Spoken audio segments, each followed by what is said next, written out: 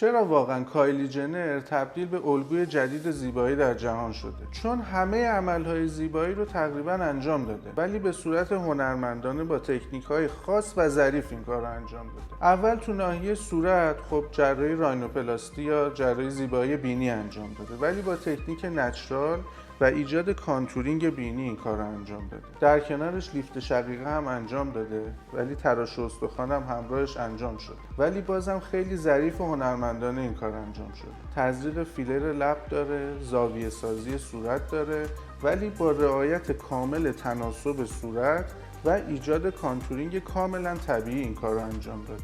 تو ناحیه بادی خب عمل لیفت و پروتز سینه رو انجام داده، ولی انتخاب سایز پروتز و میزان لیفتش کاملا یه نمای طبیعی به بدنش داده. در کنارش عمل BBL یا لیفت باسن برزیلی رو انجام داده، ولی میزان لیفت و حجمی که اضافه شده کاملا متناسب با سایز و ابعاد بدنش انجام شده. خب این تغییرات فقط مخصوص سلبریتی ها نیست. تمامی این خدمات با جدیدترین تکنیک ها ایمن و طبیعی توسط ما قابل انجام. حالا میخوای بدونی کدوم این تغییرات برای تو مناسبه؟ همین الان میتونی پیام بدی. ما با مشاوره رایگان بهترین راهکار برای زیبایی شما رو بهتون پیشنهاد میکنیم.